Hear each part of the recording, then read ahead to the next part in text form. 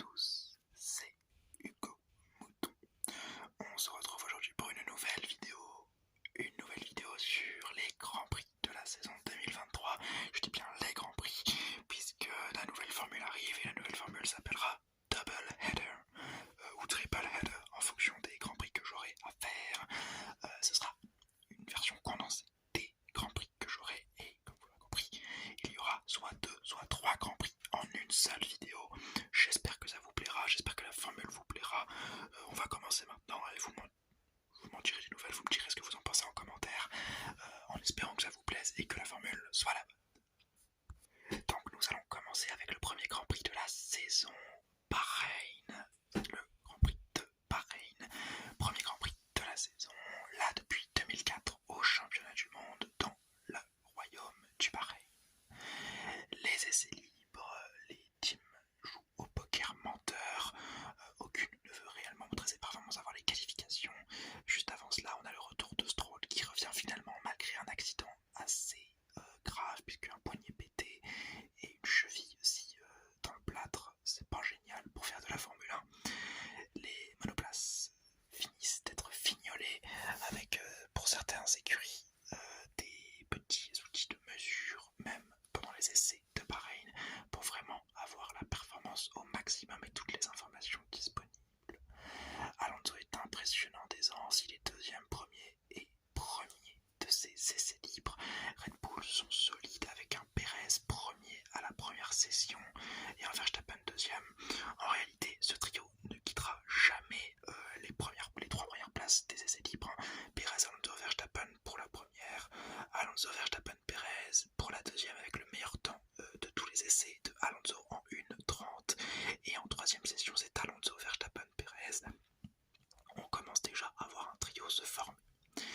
Ferrari sont un peu derrière et Mercedes ne sont que P5 au championnat visiblement, puisque Red Bull est devant avec Aston Martin et Ferrari devant. Donc ça fait une P4, P5 puisque se bataille un petit peu avec les Alpines, bien qu'ils soient un petit peu devant. En qualification, la Q1, Gasly est éliminé, un mauvais temps plus un tour annulé qui condamne totalement ses chances. De Vries, Piastri, Magnussen et Sargent l'accompagnent dans cette élimination. Sargent qui d'ailleurs a le même temps que Norris en 1:35,652. Il est éliminé car il ne l'a fait qu'en deuxième et c'est le premier qui établit ce temps qui passe. Coup de chance pour Norris et malchance pour Sargent qui aurait pu faire sa première Q2 en F1 pour sa première qualification. En Q2, Albon, Tsunoda, Joe, Bottas et Norris sortent, tandis que Hülkenberg passe en Q3. Et en Q3, Verstappen prend la pole position devant Perez en 1:29. Leclerc est troisième en 1:30 et ne ressort pas. Il ne fait qu'une seule tentative, il économise un train de soft. Les Aston Martin tiennent les Mercedes et je vais vous donner la grille de départ. Petite tradition qui ne changera pas à mon avis. Verstappen est premier, Perez est deuxième, Leclerc est troisième, Sainz est quatrième, Alonso cinquième, Russell est sixième, Hamilton est septième, Stroll est huitième, Ocon neuvième, Hülkenberg est dixième, Norris est onzième, douzième, Bottas, treizième, Guan Yu Zhou, quatorzième, Tsunoda, Albon est quinzième, Sargent est seizième, Magnussen est dix-septième, Piastri est dix-huitième, De Vries est dix-neuvième et Gasly est vingtième. La course est assez monotone pour Verstappen qui va la dominer de bout en bout, bien que suivi par Perez et Leclerc qui, en début de course, sont à quelques secondes l'un et l'autre, mais au fur et à mesure, le Monégasque a de plus en plus de mal à le suivre. Pit avec Sainz au tour 14, c'est un double pit entre Leclerc et Carlos Sainz, tandis que derrière, Alonso se bataille avec Russell. Pour en revenir au double pit, double stack de Ferrari, il est réussi, ce qui est d'une rareté incroyable pour ce team qui nous avait habitués depuis 4-5 ans à des arrêts au stand minables. Ocon lui est pénalisé une fois pour placement sur la piste, puis une deuxième fois pour mauvaise pénalité, la pénalité a été mal servie, puis une troisième fois pour excès de vitesse dans la voie des stands, un week-end maudit pour le français. Tour 41, Leclerc abandonnera sur problème moteur comme Piastri un peu plus tôt. Alonso en profitera pour après avoir passé Hamilton d'une superbe manière. Un très très beau dépassement de Hamilton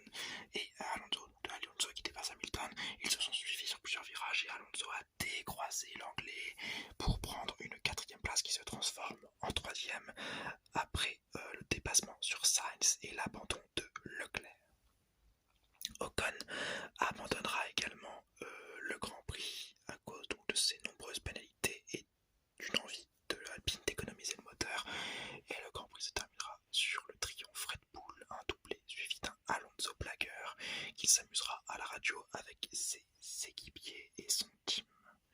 La grille d'arrivée, ce sera Verstappen premier, Perez deuxième et Alonso troisième. Sainz les accompagnera en quatrième position, Hamilton sera cinquième, Stroll sixième, Russell septième, Bottas huitième, Gasly neuvième avec le meilleur temps en course. Albon est dixième, Tsunoda onzième, Sargent douzième, Magnussen treizième, De Vries quatorzième, Hülkenberg quinzième, Joe est 16e, Norris 17e et dernier en piste 18e, Ocon DNF, Leclerc 19e DNF et Piastri 20e DNF. Ça aurait été une course plutôt pas mal. Les enseignements de cette course, Red Bull qui commence par une domination avec un Verstappen comme en 2022, Ferrari c'est non, un mauvais espoir, Leclerc est déçu et Sainz est décevant. Aston Martin me fait mentir, oui dans ma vidéo des pronostics j'avais dit que je ne voyais pas Aston Martin faire le gros step qu'on nous prévoyait, je me suis trompé. Alonso est peut-être le meilleur pilote de la grille cette saison devant Verstappen. Moi je dis peut-être et franchement j'y crois. Et Stroll est un guerrier, la vidéo sur Instagram nous le montre à tous. Revenir après une telle blessure, c'est surhumain. Mercedes sont assez moyens, Alpine les chassés croisés, Ocon maudit et Gasly remonte 11 places, exceptionnelle remontée du pilote français normand qui partait de 20ème, qui arrive 9ème et qui prend même le meilleur temps en course, c'est exceptionnel, tandis que McLaren est nul à chier, hein, faut le dire, 20ème pour Piastri, c'est pas sa faute, c'est un problème moteur, Norris 17ème, nulle part dans la course et même en qualification, une course et de toute façon une saison qui était quasiment à prévoir pour les McLaren. Et l'enseignement général, c'est un début de saison assez étonnant pour pas mal, avec une hiérarchie un petit peu bousculée. J'aime beaucoup Bahreïn, donc pour moi la note ne peut que être assez bonne. Le Grand Prix était malheureusement assez monotone et la course était horrible en tant que fan. Je suis fan de Ferrari, donc j'étais déçu. J'adore Gasly, j'étais plutôt content de sa remontée, mais déçu au final parce que je m'attendais à beaucoup mieux. J'aime beaucoup Alonso également, donc ça peut être un petit point d'éclaircie. Mais Alfa Romeo ne sont pas montés dans le classement, même pas dans les points. Si Bottas dans les points 8ème, mais voilà. Joe n'a été que 16ème. C'est pour ça que j'attribue un 14 sur 20 à ce premier Grand Prix de la saison. Le deuxième Grand Prix, ce sera l'Arabie Saoudite. Deuxième Grand Prix de la saison, donc là, depuis 2021, dans les rues de Jeddah. Un Grand Prix que moi j'aime particulièrement, mais bon, ça c'est personnel. Et c'est libre, dominé par la Red Bull et la Aston Martin, et assez dur pour les Ferrari et les Mercedes. On sait en début de week-end que Leclerc prend 10 places de pénalité pour changement de moteur à cause d'un problème moteur qu'il a eu à Bahreïn, qu'il a fait abandonner d'ailleurs. De Vries a changé sa boîte de vitesse comme Perez, Verstappen et Norris, mais eux ne sont pas pénalisés puisque c'est seulement leur deuxième boîte de la saison. Je crois qu'on ne peut pas excéder 2 boîtes avant de se prendre les places de pénalité, donc ils ont raison de faire ça. Les rues étroites créent du trafic durant ces essais libres et les on-boards sont juste magnifiques, surtout de nuit. Comme quoi vraiment c'est probablement une plus belle piste de la saison. Je m'avance un peu, mais je la trouve magnifique. Et ce sera Alonso et Verstappen qui domineront ces séances d'essais libres. En qualification, Alonso, Sargent, Norris spin ou partent à la faute sans réels incidents jusqu'à que Norris casse sa direction dans le dernier virage et sorte de cette Q1 avec Sargent, De Vries, Albon et Tsunoda. En Q2, Verstappen a un problème de boîte de vitesse dès son premier run, il sort et partira 15ème. Un énorme rebondissement pour cette course qui paraissait quasiment gagnée d'avance avec les temps en essai libre de Verstappen. Alfa Romeo et As sortent aussi et de très très peu parce que Alpine et Piastri passent en Q3 mais ils ont eu très très chaud. En Q3, pole position pour Perez devant Leclerc à 10ème, tandis que Alonso et Stroll étaient en course pour la pole position mais se sont ratés dans le secteur 3 qui ne réussit pas à l'Aston Martin. La grille de départ, Perez est premier, Alonso est deuxième, Russell est troisième, Sainz est quatrième, Stroll est cinquième, Ocon est sixième, Hamilton est septième, Piastri est huitième, première Q3 de l'Australien. J'espère que mon pari était gagnant. Gasly est 9ème, Hülkenberg est 10ème, Joe est 11ème, Leclerc était 2ème, 10 places de pénalité, il est 12ème, Magnussen est 13ème, Bottas est 14ème, Verstappen est 15ème, Tsunoda 16ème, Albon 17ème, De Vries 18ème. De Vries est 18ème, Norris est 19ème, Sargent est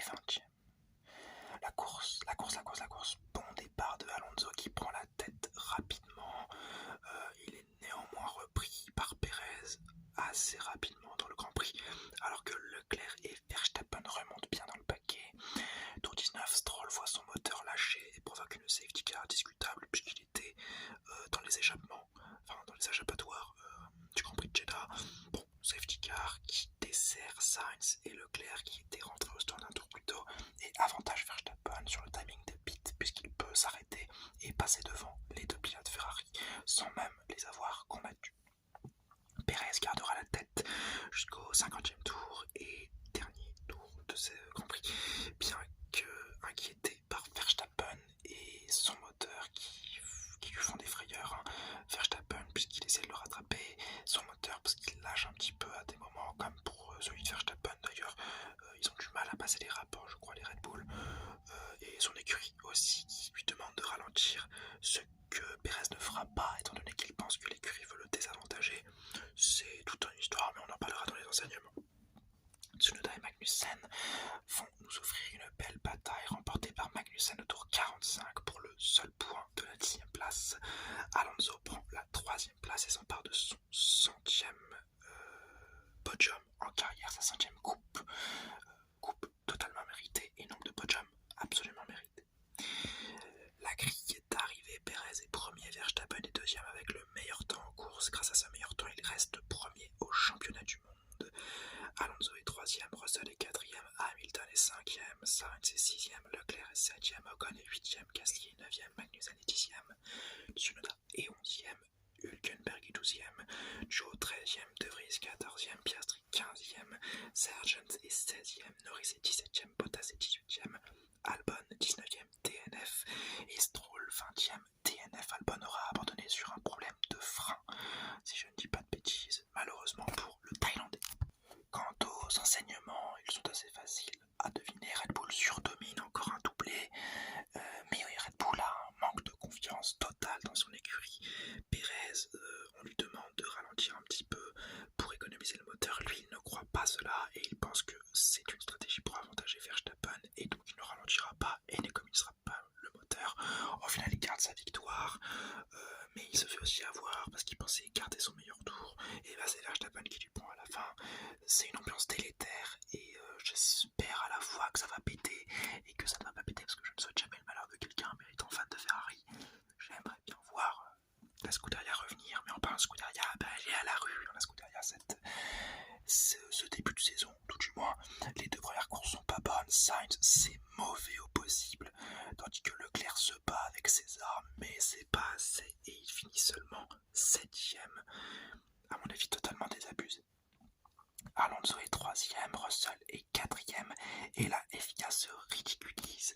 En effet, Alonso s'est vu pénalisé pour un mauvais placement en piste, pénalité qu'il a servi, visiblement mal servi comme Ocon au premier Grand Prix, ce qui lui redonne des pénalités et qui fera passer Russell 4ème, enfin qui était 4ème en 3ème position, mais au final l'équipe juridique de Aston Martin trouve une faille, ils les ont pas attaqués assez tôt, donc Alonso reprend sa première place, enfin sa 3ème place, et voilà, c'est tout un imbroglio qui a fait rire les écuries, qui fait moins rire les fans, puisque la FIA vraiment montre encore une fois son incompétence, et c'est pas une instance incompétente qu'on veut à la tête de la F1, c'est une instance compétente que l'on souhaite, compétente et capable de prendre des bonnes décisions vite et non pas trop tard, parce que sportivement, pour moi, ça aurait dû être Russell qui aurait dû prendre ce Grand Prix, et c'est seulement des vices de procédure qui trouvent que, au final, c'est Alonso qui prend la 3ème place. Ça ne me plaît pas, ce genre de choses, mais il faut s'y faire.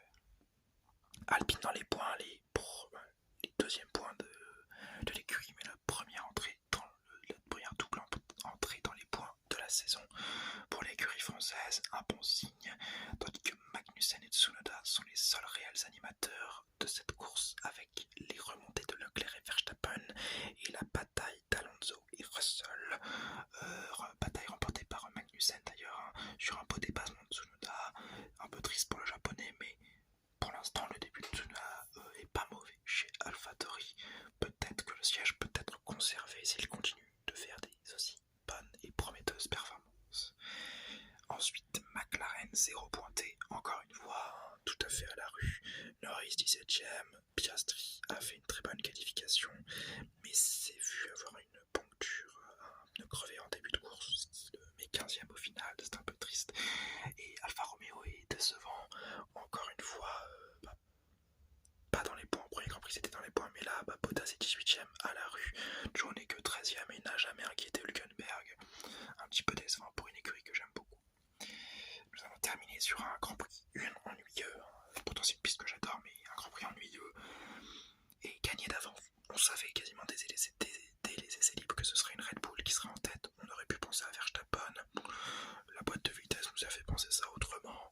C'est décevant, on n'a pas eu trop de spectacle. C'est pour ça que j'attribue un 8 sur 20, ce qui sera probablement la pire note de la saison. Du moins je l'espère, parce que bon, j'ai pas envie d'attribuer pire que 8 sur 20, ce serait compliqué. Et ce qui va clôturer cette vidéo, ce double header. J'espère que la vidéo vous aura plu. Pareil, une petite vidéo de 16 minutes. Je pourrais peut-être faire des mini Grand Prix si le double header ne vous plaît pas. Moi, c'est un format qui peut m'avantager. Je sais pas si ça vous intéresse. Parlez-moi en commentaire, dites-moi, donnez-moi vos retours en commentaire. J'espère que la vidéo vous aura plu, vous aura détendu. Excusez-moi pour les petites fautes que j'ai pu faire. J'ai lu un petit peu vite et tout.